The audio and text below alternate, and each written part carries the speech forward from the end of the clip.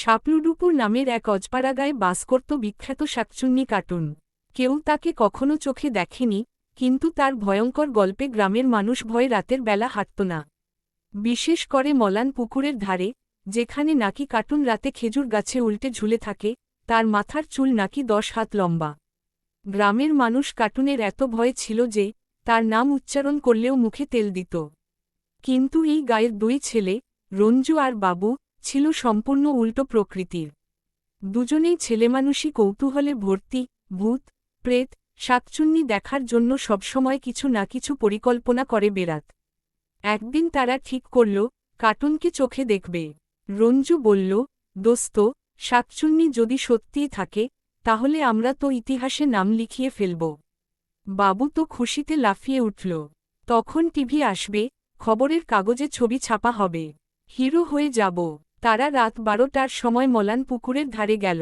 সঙ্গে টর্চ, নুন, লাল সুতা, আর হাফ বোতল সরিষার তেল, যেগুলো নাকি ভূত তাড়ানোর জন্য দরকার। বাবু মাথায় গামছা বেঁধে বলল, আমি যুদ্ধে যাচ্ছি রে রঞ্জু। রঞ্জু বলল, তোর মুখ দেখলে কার্টুনি ভয় পেয়ে পালাবে। আধা ঘন্টা কেটে গেল। হঠাৎ একটা গাছের ডাল কাঁপল। তারপর এক আওয়াজ, হু হু হু হু। রঞ্জু বাবুকে জড়িয়ে ধরল। বাবু ভয় প্রায় কেঁদে ফেলছে। হঠাৎ দেখতে পেল একটা কিছু গাছ থেকে নামছে, চুলে ভর্তি, উল্টে ঝুলে আছে। দুইজনেই চিৎকার করে দৌড় দিল।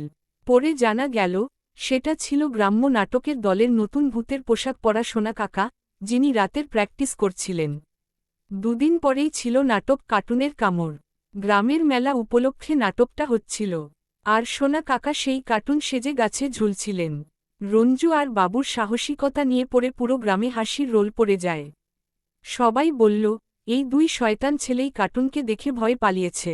যদিও তারা আসলে ভয় পালিয়েছিল, তবে এরপর থেকে রঞ্জু আর বাবু গ্রামের চোখে হয়ে উঠল কার্টুন দেখার সাহসী দুই পোলা।